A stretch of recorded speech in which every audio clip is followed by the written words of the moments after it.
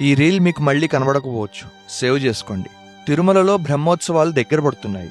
అస్సలు దొరకదు అనుకున్న ధ్వజస్తంభం టేకుమాను కర్ణాటక దండేలి అడవుల్లో దొరికింది. మానుని ఉచితంగా ఇస్తామని కర్ణాటక సీఎం హామీ ఇచ్చారు. కానీ కొండవాలపై ఉన్న 75 అడుగుల 6 భారీ మానులను ముక్కలు చేయకుండా 8 కిలోమీటర్ల దట్టమైన అడవిలోంచి ఘాట్ రోడ్డుకు ఎలా చేర్చడం? ఈ అసాధ్యమైన సవాలు ప్రసాద్ గారిని కలవరపెట్టేస్తోంది. ఏం చేయాలో తోచక ఆ దట్టమైన అడవిలో నుంచుని ఆలోచిస్తున్న సమయంలో అక్కడ ఒక అద్భుతం జరిగింది. దండేలి అడవుల్లో కలప నరికే పనిలో ఉన్న సోమాని పేపర్ మిల్లు యాజమాన్యం, వారి కార్మికులు ఈ హడావిడి గురించి తెలుసుకున్నారు. వారు వెంటనే ముందుకు వచ్చి, ఈ పనిని మాకు వదిలేయండి, శ్రీనివాసుడికి ఇది మా సేవగా భావిస్తాం అని తెలిపారు. ఆ మిల్లు యాజమాన్యం, సిబ్బంది వెంటనే రంగంలోకి దిగారు.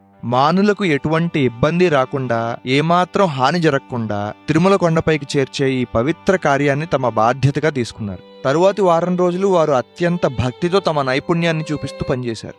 భారీ తాళ్లు, కప్పీలు, గొలుసులు ఉపయోగించి ఆ భారీ మానులను యథాతథంగా ఏమాత్రం పాడవకుండా దట్టమైన అడవిలోంచి ఘాట్ రోడ్డుపైకి చేర్చారు. ఇది కేవలం కలప రవాణా కాదు, ఇది శ్రీనివాసుడిపై నిస్వార్థ భక్తితో కూడిన శ్రమ.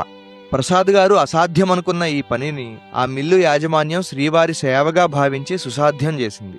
టేకుమానులు విజయవంతంగా ఘాట్ రోడ్డుకు చేరాయి. కానీ వాటిని దండేలి నుండి తిరుమల కొండ వరకు తీసుకురావడం మరో పెద్ద సవాలు. ఆ మానులు తిరుమలకు చేరేటప్పుడు రోడ్డు సరిగా లేకుండా కొండ చర్యలు విరిగిపడే అవకాశం ఉన్న ఆ తిరుమల ఘాట్ రోడ్డుపై ఎలాంటి అద్భుతాలు జరిగాయి? ఆ తర్వాత ఆలయంలో ధ్వజస్తంభం ప్రతిష్టాపన సమయంలో పాత ధ్వజస్తంభం కింద నిధి దొరికిందా?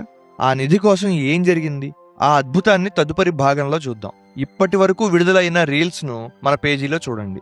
ఈ పూర్తి కథను వినడానికి దాసుభాషితం యాప్ని డౌన్లోడ్ చేసుకుని నాహంకర్త హరికర్త శ్రవణ పుస్తకంలో వినండి. అలాగే తదుపరి షార్ట్ కోసం వేచి ఉండండి.